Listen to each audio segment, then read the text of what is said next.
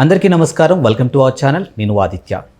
ఏపీలో వైఎస్ఆర్సీపీ అధికారం కోల్పోయిన తర్వాత అప్పటి నుంచి ఇప్పటి వరకు జరుగుతున్నటువంటి పరిణామాలన్నీ మనం చూస్తూనే ఉన్నాం.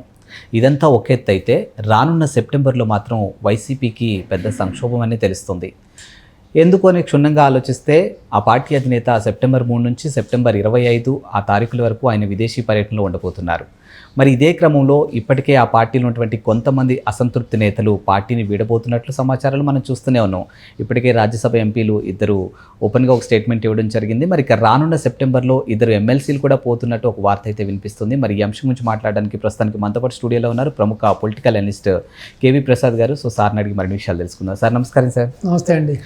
ఏపీలో వైఎస్ఆర్సీపీ అధికారం కోల్పోయిన తర్వాత ఆ పరిణామాలు మనం చూస్తూనే ఉన్నాం. సో చాలా వరకు ఆ పార్టీకి సంబంధించినటువంటి నేతలు చాలా అసంతృప్తితో ఉన్నట్టు తెలుస్తుంది. అది జగన్మోహన్ రెడ్డి వైఖరి అవ్వచ్చు, లేకపోతే ఆ పార్టీకి ఇక రాజకీయ భవిష్యత్తు ఉండదేమో అన్న ఆలోచనతో కూడా పార్టీ మారుతున్నట్టు మనకు తెలుస్తుంది.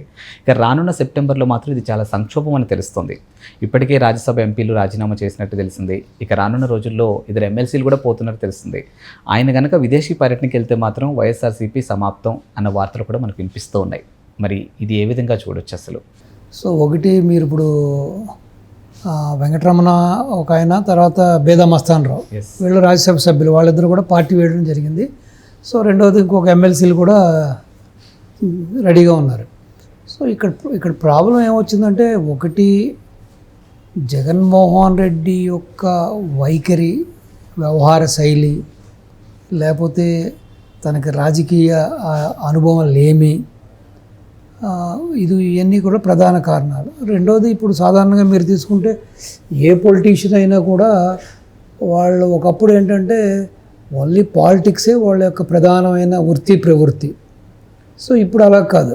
ప్రతి బిజినెస్ మ్యాన్ కూడా వాళ్ళ వ్యాపారాలను ఇంకా పెంచుకోవడానికి, సంపద పెంచుకోవడానికి, లేకపోతే వాళ్ళ వ్యాపార సామ్రాజ్యాన్ని కాపాడుకోవడానికి ఏదో ఒక పార్టీ వైపున వాళ్ళు అంటగాగుతున్నారు ఇప్పుడంతా కూడా.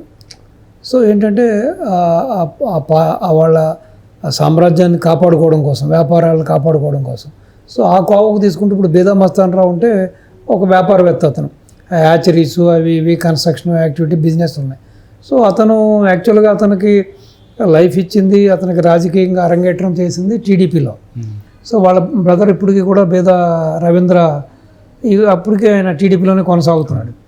సో ఈయన ఏంటంటే ఆ నెల్లూరు చుట్టుపక్కల హ్యాచరీస్ అవి ఇవి కొన్ని వ్యాపార సంబంధాలు, అలాగే విజయసాయి రెడ్డితో కొన్ని వ్యాపార సంబంధాలు, సన్నిహిత సంబంధాలు ఇన్ని ఉన్నాయి కాబట్టి అతను ఆ రోజున మళ్ళీ అటువైపుకి వెళ్ళడం జరిగింది, టీడీపీ నుంచి వెళ్ళడం జరిగింది.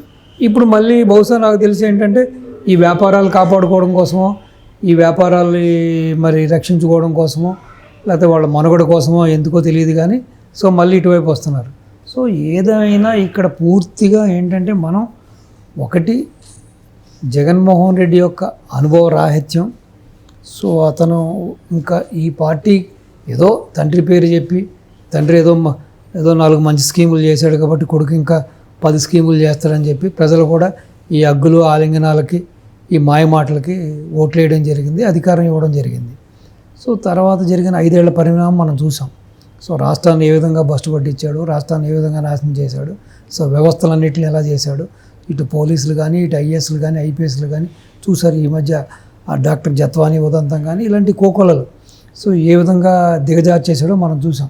సో బహుశా ఇక ఈ పార్టీకి మనుగడ లేదు, ఈ పార్టీలో ఉంటే మనం ఇది పుట్టు మునిగిపోతుంది కాబట్టి ఇప్పుడు ఏదైనా ఈ ఉన్న కూటమి పార్టీలు ఏదో ఒక పార్టీ చెంత చేరాలనే భావంతో వీళ్ళందరూ కూడా ఒక నిర్ణయానికి వచ్చినట్టుగా తెలుస్తుంది. మీరు చెప్పినట్టుగా ఇప్పుడు సెప్టెంబర్ 3 నుంచి 25 వరకు జగన్మోహన్ రెడ్డి గారు విదేశ యాత్రకి వెళ్తున్నాడు, పిల్లల దగ్గరికి వెళ్తున్నాడు కాబట్టి సో బహుశా ఇప్పటికి ఏదో బేరసారాలు, కొన్ని బొజ్జగింపులు కూడా జరుగుతున్నాయి కాబట్టి కొంతమంది మెత్తబడినట్టు, కొంతమంది వెనక్కి తగ్గినట్టు కూడా కనిపించినా కూడా సో బహుశా ఆయన లేని టైంలో ఆ 3వ తారీఖు నుంచి 25వ తారీఖు లోపల కంప్లీట్గా పార్టీ పూర్తిగా మొత్తం అందరూ కూడా ఈ గొర్రె దాటిలాగా మొత్తం పార్టీ దాటుకునే సూచనలు అయితే బాగా కనపడుతున్నాయి ప్రస్ఫుటంగా. సో దీంట్లో విభిన్న కోణాలు, ఒకటి వాళ్ళ వ్యాపారాలను కాపాడుకోవడం కోసం, వాళ్ళ మనుగడ కోసం, లేకపోతే భవిష్యత్తు రాజకీయం కోసం కూడా అనుకోవచ్చు మనం. సో ఏదేమైనా ఇది ఒక విధంగా చెప్పాలంటే సుపరిమాణం. ఎందుకంటే జగన్మోహన్ రెడ్డి అనే వ్యక్తికి ఇంకా పార్టీ కానీ అనుచరులు కానీ ఇటు నాయకులు కానీ ఉంటే ఇంకా ఇప్పటికే రాష్ట్రానికి వచ్చే ఇన్వెస్ట్మెంట్స్ కానీ రాష్ట్రానికి వచ్చే ఇండస్ట్రీస్ కూడా ఇప్పుడు కూడా కొంత ఆ వైబ్రెంట్ తగ్గింది. ఆ 2014 నుంచి 19 వరకు ఉన్న ఆ వైబ్రెంట్ ఇప్పుడు లేదు. ఇప్పటికీ కూడా కొంతమంది ఆ భయాందోళనలో ఉన్నారు. సరే ఇప్పుడు బాబు గారు ఉన్నారు, మళ్ళీ ప్రజలు ఏం చేస్తారు, మళ్ళీ అతనికి అధికారం ఇస్తే మనం తీరా ఇండస్ట్రీ పెట్టిన తర్వాత మన ఇండస్ట్రీని లాగేసుకుంటాడా, లేకపోతే 50% షేర్ అడుగుతాడా, లేకపోతే వచ్చే ఆదాయంలో 50% అడుగుతాడని మీమాంసలు అవుతే చాలామంది ఇన్వెస్టర్స్ ఉన్నారు, ఇండస్ట్రీస్ ఉన్నారు. సో కాబట్టి ఈ విధంగా పూర్తిగా పార్టీ కనుమరుగైపోయి పూర్తిగా సంస్థాగతంగా కూడా పార్టీ పూర్తిగా భూస్థాపితం అయిపోతే అప్పుడు అట్లీస్ట్ ప్రజలు ఇంకా వాళ్ళు సపోర్ట్ చేయడానికో వాళ్ళు ఓటు వేయడానికో పార్టీయే లేనప్పుడు, పార్టీకి మనుగడే లేనప్పుడు అట్లీస్ట్ ఆ మూమెంట్లో అయినా ప్రజలు కాస్త మార్పు చెంది జగన్మోహన్ రెడ్డిని ఇంతటితో వదిలించుకుంటారనే భావన కూడా అనిపిస్తుంది. అంటే పార్టీ మనుగడ అనేది పక్కన పెట్టేస్తే ఇప్పుడు ఒక కాయిన్కి హెడ్ టైల్ రెండు ఎలా ఉంటాయో, మంచి చెడు ఎలా ఉంటుందో ఒక అంశాన్ని రెండు క్షణాల్లో ఆలోచిస్తే జగన్మోహన్ రెడ్డికి సంబంధించినటువంటి నాయకులు ఇప్పుడు వైవి సుబ్బారెడ్డి కానీ విజయసాయి రెడ్డి కానీ వీళ్ళు కూడా బీజేపీలో కలబోతున్నట్టు వార్తలు కూడా వినిపించాయి. ఈరోజు వాళ్ళు సెంట్రల్ ఉన్నటువంటి బీజేపీలో కలవడానికి రీజన్స్ బిహైండ్ చూసుకుంటే పార్టీ అనే విషయం పక్కన పెట్టేస్తే కేవలం కేసుల నుంచి బయటపడడం కోసమే ఇప్పుడు వీళ్ళందరినీ ఆయనే పంపిస్తున్నారంటే ఒక వార్త కూడా వినిపిస్తుంది. మరి దీన్ని అసలు వాస్తవం అనుకోవచ్చా? మీరు చెప్పినట్టుగా ఆ కోణం కూడా నిజం ఉండొచ్చు, దాంట్లో కూడా దాన్ని కొట్టిపోయలేం మనం. కానీ ఇక్కడ ఇంకొక విషయం కూడా ఆలోచించాలి.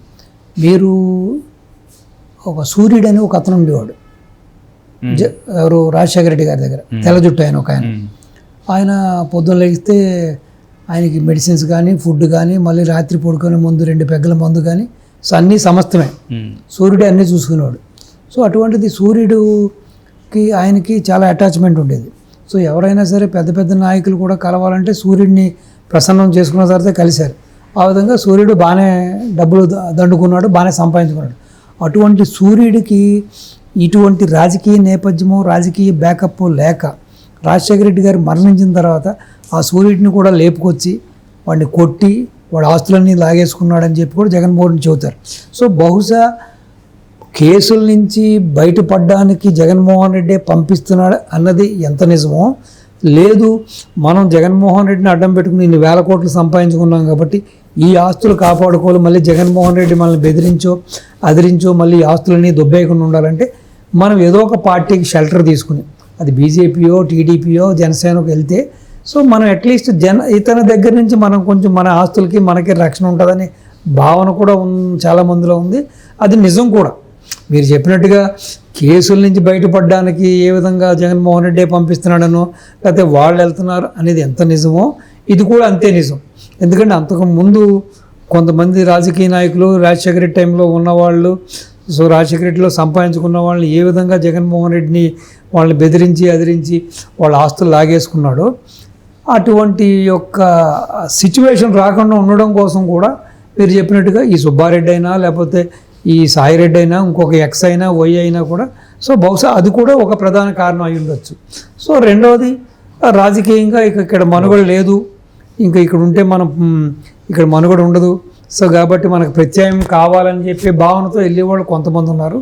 సో కొంతమంది వాళ్ళ వ్యాపారాలను కాపాడుకోవడం కోసం వెళ్ళేవాళ్ళు ఉన్నారు. సో ఏదో సామెత చెప్పినట్టుగా కర్ణుడి చావుకి 1,00,000 కారణాలు అన్నట్టుగా సో ఇప్పుడు ఎవరైతే ఈ యొక్క పార్టీ మారడానికి కూటమి వైపు మొగ్గు చూపుతున్నారో వైఎస్ఆర్పీకి చెందిన ఎమ్మెల్సీలు కానీ ఎమ్మెల్యేలు కానీ ఎంపీలు కానీ సో నేను చెప్పినట్టుగా ఇప్పుడు మీకు ఉదాహరించినట్టుగా ఇన్ని రకాల కారణాలతో సో ఒక్కొక్కరికి ఒక్కొక్క కారణం ఉంటుంది. దీంట్లో ఏది కూడా మనం కొట్టుపడడానికి వీల్లేదు. సో కాబట్టి ఏదేమైనా జగన్మోహన్ రెడ్డికి గడ్డు కాలం అనే చెప్పాలి ఇది. సో 151 స్థానాలతో నాకు తిరుగులేదు, 25 ఏళ్ళు 30 ఏళ్ళు నేనే ముఖ్యమంత్రిని వెర్రవీగిన జగన్మోహన్ రెడ్డికి చివరికి అసలు పార్టీ మనుగడే ప్రశ్నార్థంగా మారడంతో ఇంక తను రేపు ఏం చేస్తాడు, ఆ యొక్క యలంక ప్యాలెస్ బెంగళూరుకే పరిమితం అవుతాడా లేకపోతే అసలు మరి తర్వాత ఆయన ప్రతివ్యూహాలు ఎలా ఉంటాయి, సో మొత్తం ఇటు ముఖ్య నాయకులందరూ కూడా వెళ్ళిపోయిన తర్వాత మరి పార్టీని ఏ విధంగా రన్ చేస్తాడు, అసలు ప్రజల్లో తిరుగుతాడా అన్నీ కూడా కాలమే నిర్ణయిస్తుంది. So we have to wait and see. Thank you sir.